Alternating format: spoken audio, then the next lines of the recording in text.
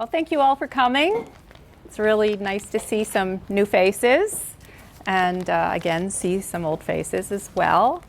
It's really nice to be back in person, and I hope we continue to be in person with all the meetings in the future, because that's how I get my artist fix. Yeah, we need together, you know. It's, that's yes, yes. Device, So tonight, I've come to talk about the art of G-clay printmaking, as well as how to photograph your artwork. So how many people get their art photographed professionally now? Okay, and how many people take the photograph themselves? So a little bit more than half are taking it themselves. Do you always feel like you're getting good results when you're taking your own photo? No. Okay. Well, I'm hoping that my talk tonight will help you take better digital images and create better digital files so you can show them online, enter shows, or have your prints made. And how many of you do sell prints? 1, 2, 3, 4-ish. And for those of you who don't, what are the reasons that you've decided not to sell prints? No, like, yeah, self-print. Yeah, I do. Yeah, I do. Oh, I imitated some of my techniques. Right, right. So, I mean, again, the benefit of creating reproductions is that you will have residual income from a painting that has sold. Of course, photographing your work means you will always have an archive of that painting that has sold, and that's very important, especially if you love the painting and it's hard to part with it. But I also am going to show you how you can create a unique piece of artwork from the prints you create. So for those of you who do sell your prints, if a client comes to you and they ask you, well, what is a G-clay print? What would you tell them? I have no idea, although I bought them from other artists. Okay. Print is taken by a special printer, and then it's like it shows all the details like original work. So it captures minute details and textures and the colors, proper colors. Mm-hmm. So that's what I explain everybody. Okay. Well, now, as far as all the details, that would really start with your photograph. You need to have a really good photograph in order to show that fine detail, because you could create on the most expensive machine that they have in the world, but if it's a blurry photo, it's not going to be a highly detailed reproduction. So of course we're going to start with that. But what I tell my clients when they ask what is a G-clay print, it is an archival reproduction of your original artwork, and it is created with archival inks that are tested to last up to 200 years without fading, and they're also water resistant. And this archival reproduction is printed on archival substrates. So that's very important, because you want to make sure that when you are paying a nice amount of money for your archival reproduction, you're not going to sell it on decorative mat board, because that decorative mat board is going to soil your G-clay print. It's going to leach acid onto your product, and you'll eventually see it turning yellow. So if you're going to call it a G-clay print and you're selling it to them with a mat and a backing, it all should be archival materials. Okay, and by the way, G-clay is a French word that means to spray. It's just a fancy term. And that's exactly how the printer lays down the ink. It sprays it onto your substrate, and that would be either watercolor paper, photo paper, canvas. All right, so your archival reproduction or giclée print is going to start with a photograph that is taken properly, so it shows all the detail without any blurriness, and the right lighting is essential. So because it's so important, I wanted to bring my entire setup here to show you how I set up my studio. I took some photos because when I set up my studio, I painted the room black, so there's no reflective light. There's no ambient light. The only light is coming from your light source, your lamps. What I have here in front of the light source, I have either an umbrella or a polarizing filter. Does anybody know why I would use a polarizing filter when taking a photo? It diffuse the bright lights. Well, that is what the umbrella will do. It'll diffuse it so you don't have the bright. Does anybody paint in oil and then use medium and it's very shiny, and when you try to photograph it you have reflection and there's nothing you can do to get rid of that reflection? Mm-hmm. Well, now there is. This is a tungsten lamp, and it has a polarizing filter. This polarizing filter, if used on both the lamps, along with a polarizing lens on the camera, you'll have cross polarization, and just like those sunglasses that say polarized, it cuts the glare. That's fantastic, it cuts the glare, but the big problem is it flattens everything and it makes everything very dark. So my problem is then in post-production, I'm trying to bring back color, I'm trying to make it look more like you're painting. So I was talking a little bit about the lens. I use a Canon, and of course there's so many wonderful cameras. I chose a Canon because it's what I'm used to. I did try Nikon, but I found the color shades were a little on the blue side, so I stuck with Canon. And this Canon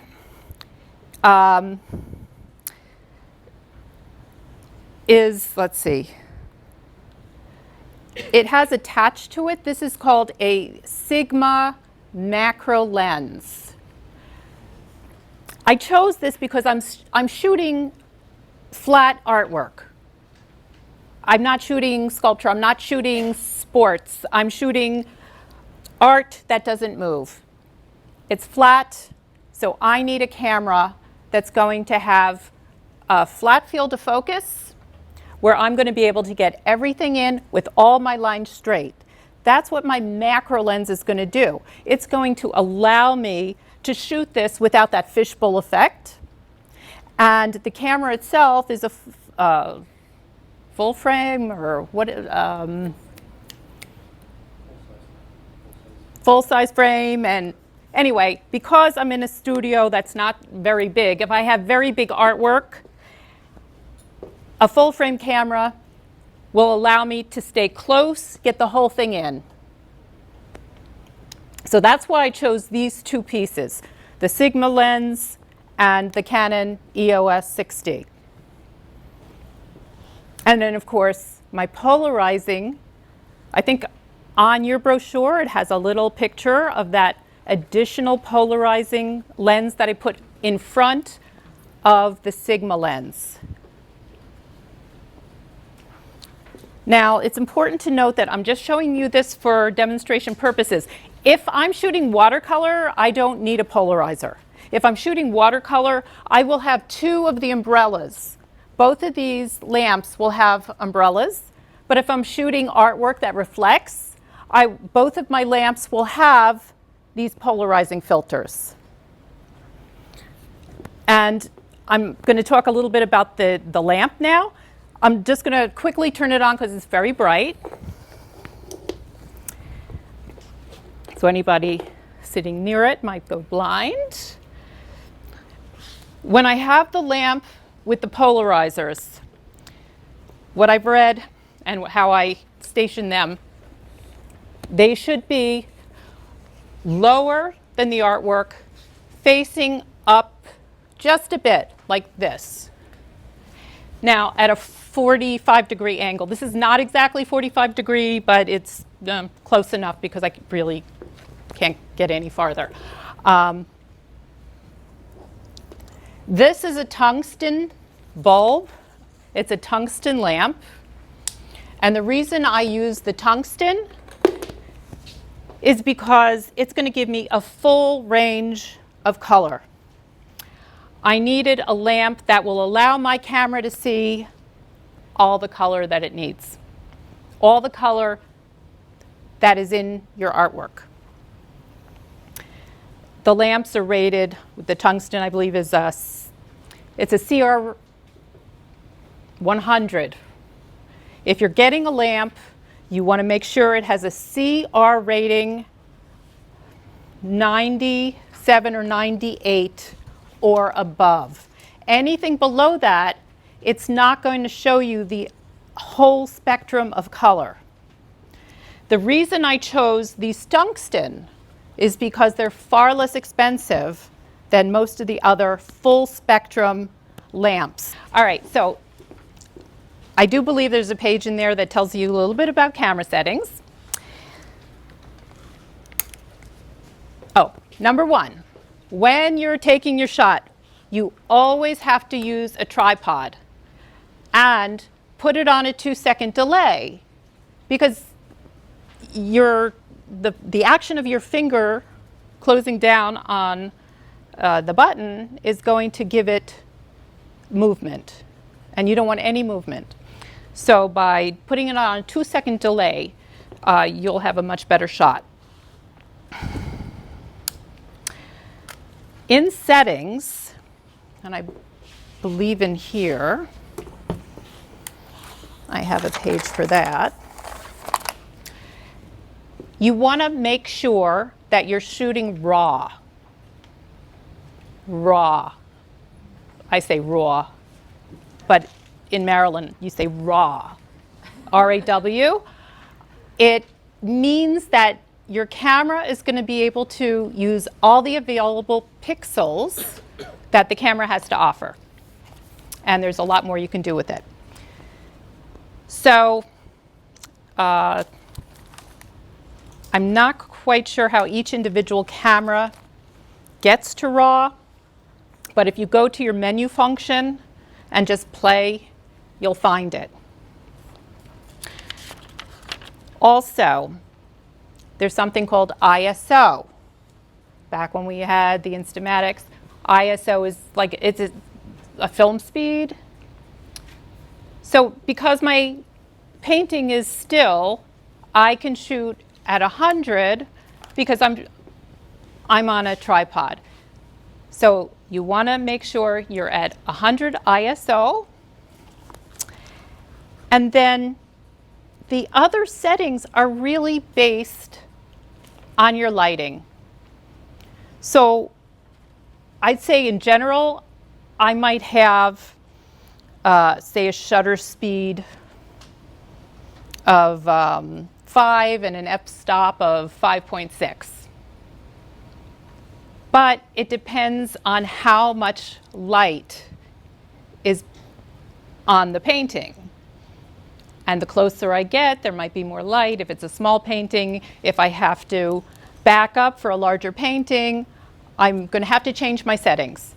So by writing down specific settings, you're going to have to really experiment on your own and see, based on your light source, what settings work best for you.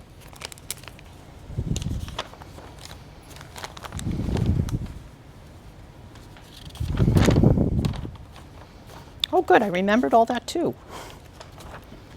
without even looking at my notes.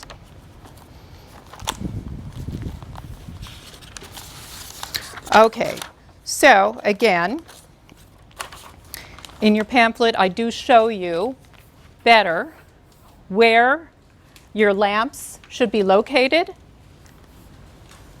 and where your camera should be. So if you use that, you use your tripod, you use the basic settings, you should be okay. Now, one thing that's important, if you can shoot flat on your wall, that's great.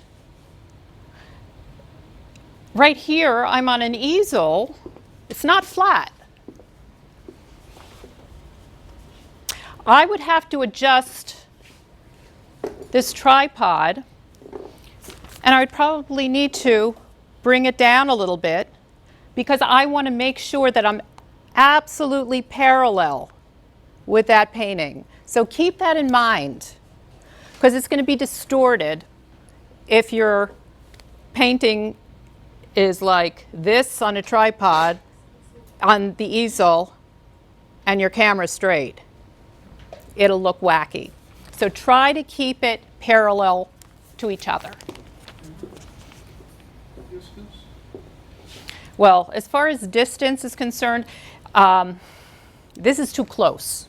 I just didn't really have room to spread out. That's no problem. I be closer than that.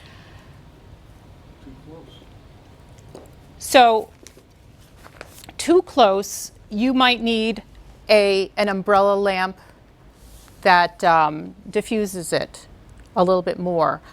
But if you're using your polarizers, is there a reflection on that? I'm doing it wrong.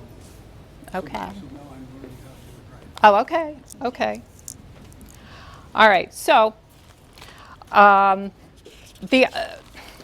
before I had a setup where I was shooting on the wall, just to give you an idea, I had hanging walls where I would exhibit my artwork, and I would set up a bench, and I would be able to, here's a picture of how I used to do it before I had my current setup. I had a hook on the hanging wall where I would be able to make sure that the painting was straight up and down, and then just set a little table underneath it to make sure it was stable. So there's, you can be creative. Did you want that painting adjusted so that it's more upright? Because the easel can be adjusted. I'd be afraid, I also have an easel similar to that, but if it was directly straight up and down, I don't know that it would have the support, although this easel might. It does. I know how to do it if you wanted. So you might be able to get an easel like this to shoot your artwork and have it pretty straight up and down. Yeah, it's the back. Yeah, that looks like a nice easel. Whoa. So that's my point. You don't, you just have to be very careful, especially because sometimes you've already framed a piece of art, or sometimes it's very big and it might not fit on that easel. So I have a contraption on my wall. Actually, here it is.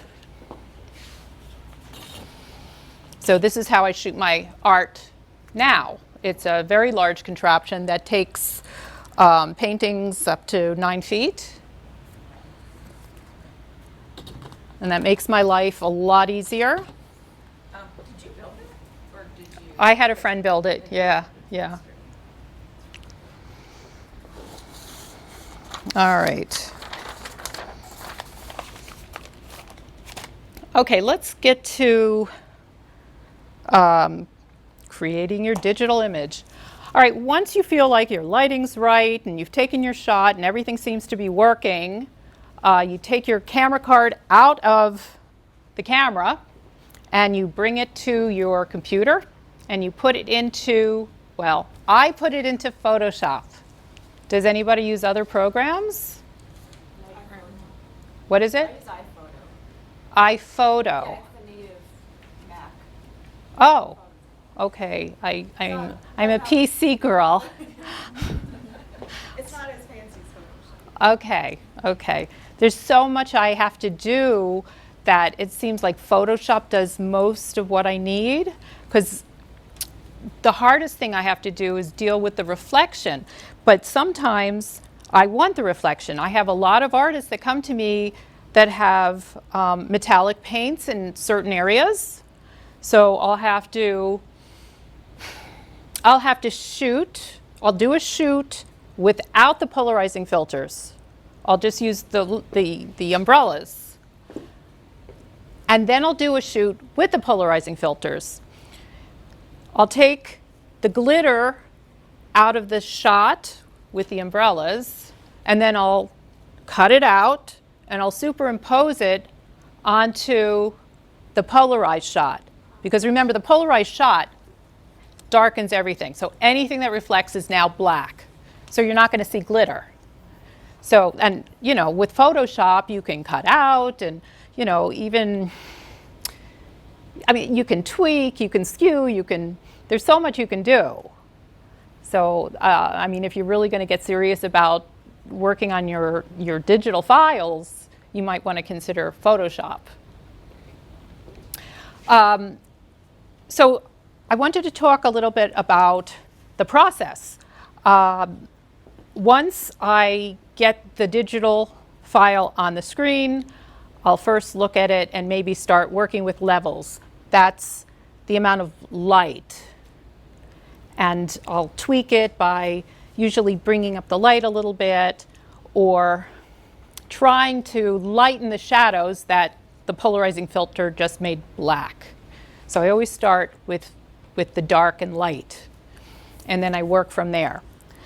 So once I feel that the image on the screen looks pretty good, I will start running proofs.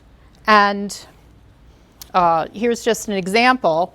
So the original artwork, and I'll just start running proofs until I'm happy, and then I have the artist come back and review the proofs with me. And then they will say, well, I like this one, or can we, you know, do a little something more? And the proofs are actually, you know, just little prints that I run. And from here, it's very easy to see how it will come out when it's larger.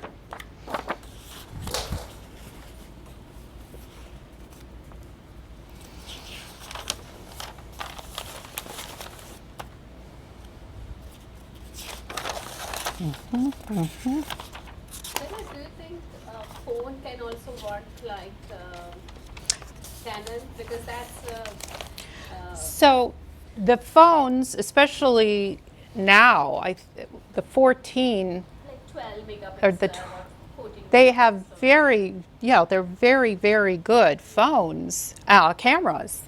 And I think you can take a good image using your iPhone.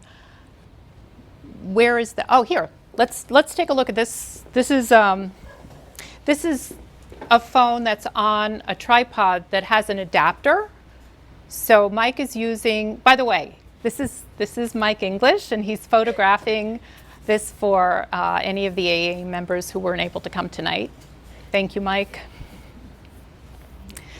But he has his iPhone on this tripod that has the adapter that will hold the camera phone. So that's one way you can use it, and you're not going to get that hesitation, because you don't want to hand hold the shot. Okay. But yeah, you It's a can. necessity, right? You can put it on easel, so it will be stand still. And then You can put it on an easel, you can put it on a tripod. sorry, yeah. And of course, if it's a watercolor, it's not a problem. I'm thinking, how would you deal with reflection? I mean, it's possible that they make a polarizing filter. Maybe because remember, it's just a screen, so it's possible They do have different filters for the that you can put on top of the lens. yes. Okay, so yeah, you can use your phone to do that. So that's an option. That's a good option. It's a very good option because we always have them. All right, so I wanted to show you a little bit about once we create the image, what it comes out like.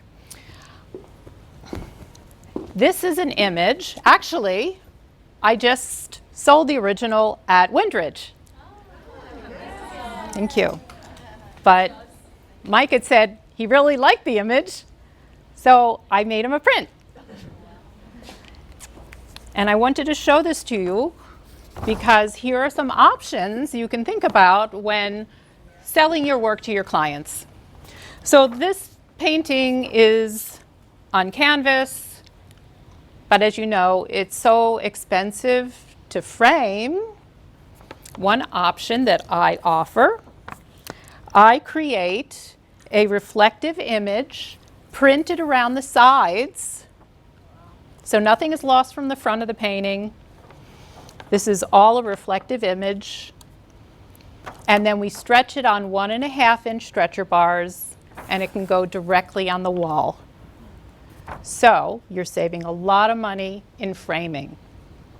Deborah, is there any way of capturing the sides if one also paints the sides of one's canvases? No. I mean, it would be Probably a complex. very expensive. You'd have to stitch it together. You'd have to photograph each side, stitch it together, and yeah. Yeah. That would be a lot of work. What was the size of the original? Is it the same size? Last flat, yeah. No, it was quite small. Which I would never do. I think it was an 8 by 10 or maybe a 7 by 8. So it was very small. But you can take a very small painting. Well, here, the printer will print up to 44 inches wide. So you can take a painting that's, I don't know, 3 inches by 4 inches and print it 44 inches wide by 100 feet long if you have a really good photo. How much DPI you need? Well, remember, you're shooting raw. And Okay, so raw doesn't have the DPI? well, when you're putting it into Photoshop, you can, I usually create my images at 360 DPI. 600 is overkill because if you're going to create such a large file, you'll crash your computer. Okay. You won't be able to open it up if you try to open Yeah, this. yeah, because it will be very 'Cause heavy, it's- right? Well, it's 44 inches wide. It could be, maybe 6 feet high, and the computer will crash. Yeah. And I have a lot of memory, and it will crash. So 360, 360 is fine. like max. You do that. It's perfect at 360. And there's no need to go any higher because it'll be sharp. It'll be very good. Okay, the other thing I wanted to show you is what you can do with your prints is create an additional unique piece of art. Here's an example. This is a painting I did. It's a watercolor on paper. And I had some issues with it because, well, I didn't like the fact that, his rump was highlighted, the light against dark, and I didn't want to change the original because it won an award. So what I did, I ran a print, and I painted over the print, and I took care of all the issues that concerned me. So here's the same dog, and I painted over his rump, and I just added a little pinaz. The cerulean, I think, adds a lot to the painting. And I think, in its own right, it's an interesting piece of art. Now you did that on this canvas? Or you did it? I printed it. When I came out, it looked like this. Right. And then I painted the addition. And then you photographed and made a print of that? This is what I painted on. Okay. So that's the canvas, and then you paint it on top. So it's Yes. semi-original. Right. Okay. So you can call it, oh, well, no, I was in at Labor Day. Embellished print. Thank you. An enhanced giclée. But also it depends on the judge too, because one judge said, no, then it's an original because you put enough paint on it. Another one said, no, you really need to call it an enhanced giclée. And another one said, if you paint over like 70% of it, it's an original in its own right, or you call it a mixed media.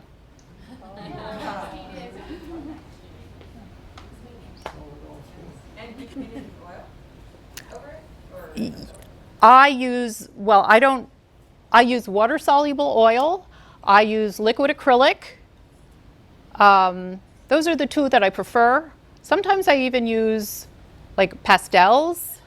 Now, I use mostly like pastels. I'll use a lot if I'm printing on paper because it has more of a tooth. But will any of the solvents and the oils, would that break down the inks from the? Not the water-soluble oil. And any oil that I mix in with my water-soluble oils, so far they haven't cracked. So far, so good. And it's been 10 years. Who knows in 2030?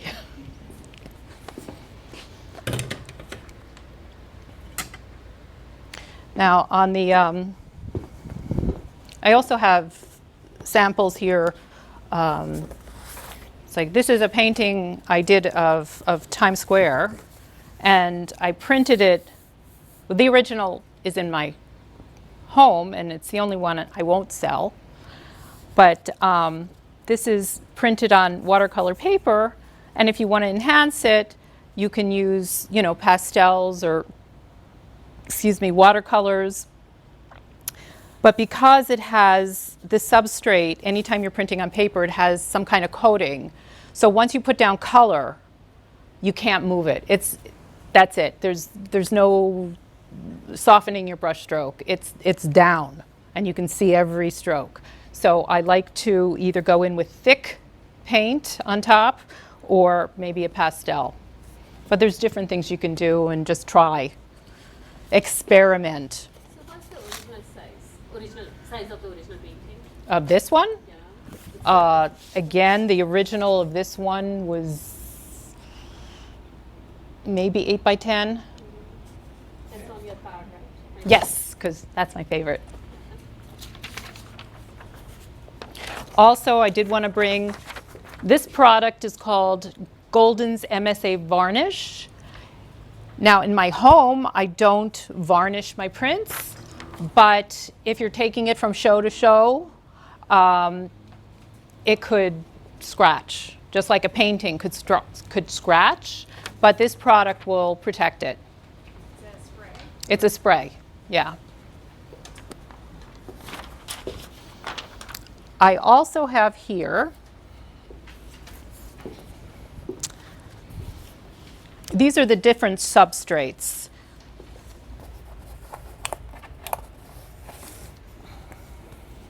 Just to show you the difference. So this I printed on canvas, and this I printed on paper, just so you can see the difference between how an image looks on the two different substrates.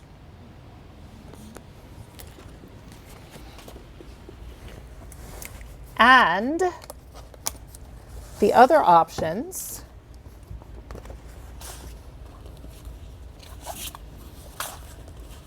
in addition to the matte and satin canvas, there's also a very cool pearlescent metallic canvas, which is kind of cool, especially if you have this kind of artwork.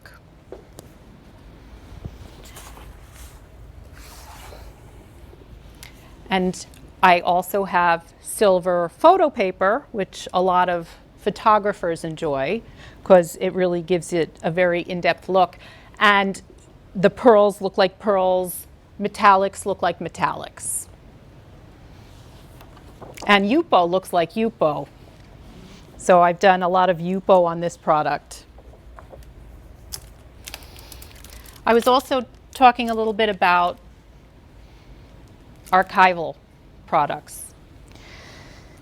So again, if you want to make sure your giclée print is sold and referred to properly, you want to make sure that the mat and backing is also archival. I usually go to either Cheap Joe's or Ready Mat. They all have what they call mat kits. So at the Labor Day show, if you want to show your artwork or if you want to show your prints, you can go to online. They'll give you the backing, they'll give you the mat, they'll give you the bag, and they're called mat kits. They have pretty much your standard opening of 16 by 20, 11 by 14, 8 by 10. So if you're printing off standard sizes, you might have to learn to cut your own mats. But this is really an easy way to show your work. And as you can see, when I'm selling my prints, I give them a little synopsis of what I do, who I am, and that way your client will know a little bit more about you and hopefully follow you and buy more artwork from you. So I have one question. Mhm. Mat is between mat and a foam board, right? You have a print. So how do you stick the photo, like the With page, archival tape. like a double-sided kind of? No. Because then when you remove the mat sometimes, you know, when you want to frame, you know, you never know. So it damages the board or frame. So I don't know. It's like, If this is your artwork and you're putting your mat here, yeah. I put the tape here and here, and then put the mat board over it. So the tape is like this. Okay, yeah. So only the tape is touching the foam board or back side of the print. No. The tape will be touching the back side of the print, Uh-huh. and then you take the mat board and put it on top. One other suggestion is that use, there is an easy YouTube tutorial, but use linen tape to make a T, and then you put it on the four corners, and then use regular double-sided tape to do the hinge for the flap. So your print will actually just be touching the linen tape, which won't tear it. So there's two types of tape that you can use to make one matted product that I think it worked pretty easily to use. It is just a pain to get off. I mean the archival that I use. But you just hope that you never have to take it off. I know that's the thing, you know. Sometimes we need it just to frame, Mhm. change it. Yeah. Yeah. And again, this is this was an original. This is not the original. This is a print of an original portrait that I went back into and painted with the water-soluble oils. So you can see that you could do it on either the canvas or on paper and enhance your prints either way.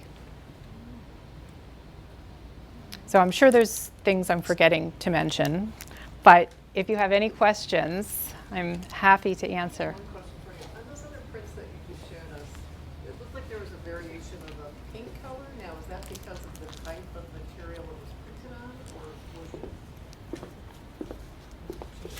These are all different substrates. Reduces the lighting in here, I'm sorry. It seems like So this is a matte canvas by Chromata, Breathing Color. This is a satin canvas by another company. So many times it's the substrate that you're printing on. Sometimes you have a favorite, yeah. And then of course, there's, yeah, wow, yeah, right? Pretty cool. I actually charge 15 cents a square inch. This is on canvas. The only thing, this is the newest paper I have. This is the iridescent, and probably also because I bought this like a year or two ago. The iridescent is 16 cents a square inch. That's the photo paper. And to shoot, I charge $55 a painting. But that includes your color matching. It includes your JPEG, your TIFF file, and it includes your proofs until I get the colors right. And I actually was in a show at Brookside in September with one of my clients who sold 35 of the proofs that I made for her. So that paid for the cost of photography. So anything up to 4 feet is $55. When we go over 4 feet, it is $110. So you're talking about the original one or The original.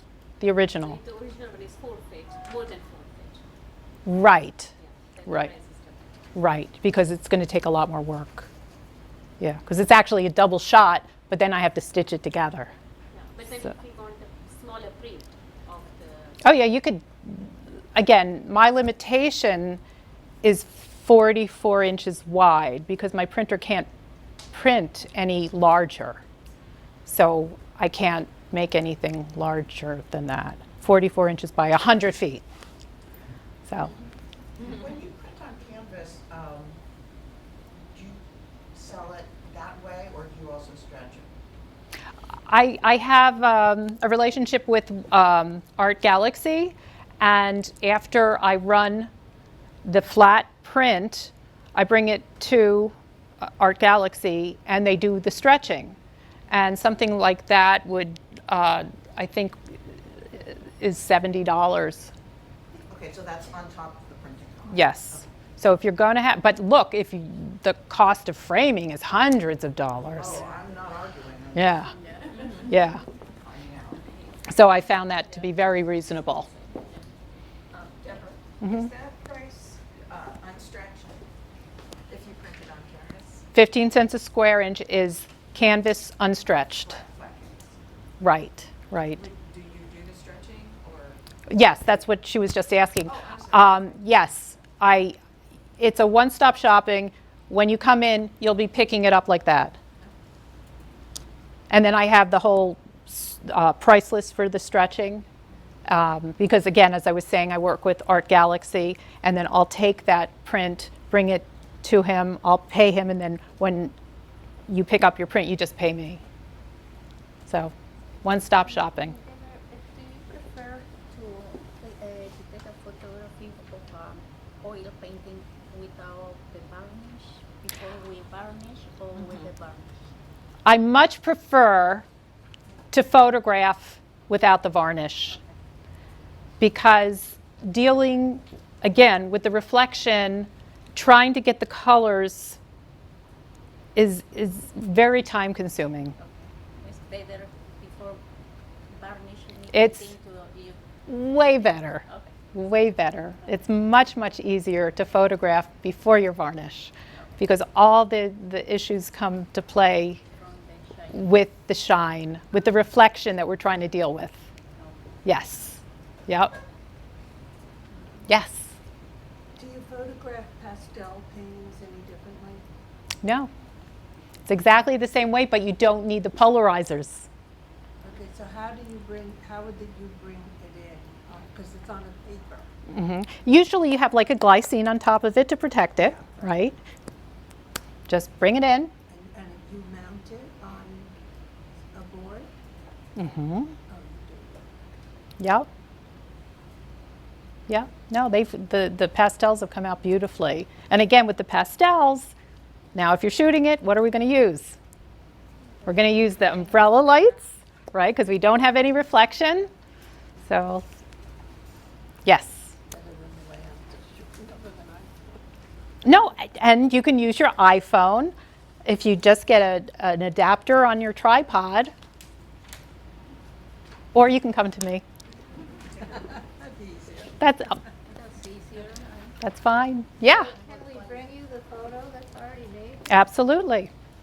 Who shot the work? Well, I do my own. Okay, sure. And you use the tripod, and you have perfect. Then you could have given the class. No, I need some Okay, okay. So then, to print something on, can you print on like rag paper and stuff, or no? Yes. I don't know how you put that in a printer. I'm not printing on your paper. I'm printing on the specialty paper that accepts the print. So this is 100% cotton rag.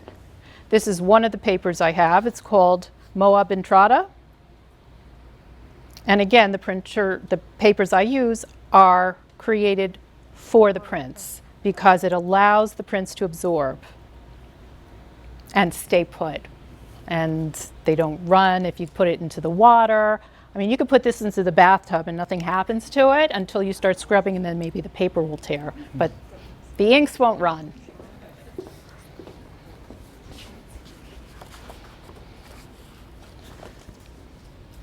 More questions?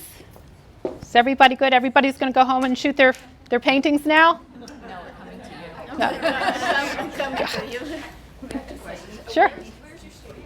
Rockville, right by downtown Crown. Rio. Yeah.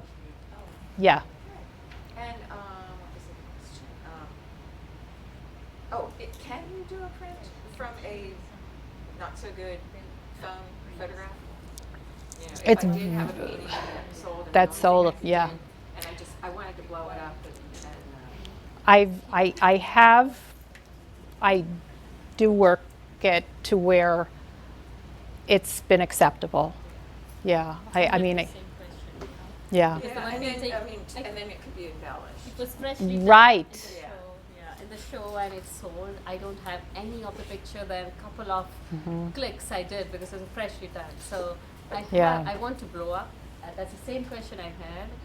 No, that's a good question, but what you said is important because if you're taking a quick shot with the iPhone, certain areas might be, I mean, I sharpen it as best I can. I try to do as much as I can to create a printable image, but sometimes there's areas that are just so blurry that there's nothing I could do. But as you said, you can embellish it with the paint. You can put, oil or water, or change it, yeah. So that's the way to do it, especially if it's something you really enjoy. Yeah. Yeah, and you talked all about photographing artwork. How about scanning small pieces of like watercolor? So when I first got into this, I actually looked into scanners, and I got a lot of my information from B&H, and they actually told me they suggest I go with the high-end camera because higher resolution, better images. And more importantly, it doesn't touch your artwork. So a lot of times you have, say you have a thick impasto oil, and you have to put it on the scanner, and it's not going to sit properly. It's not going to be flat. You have, hills and valleys.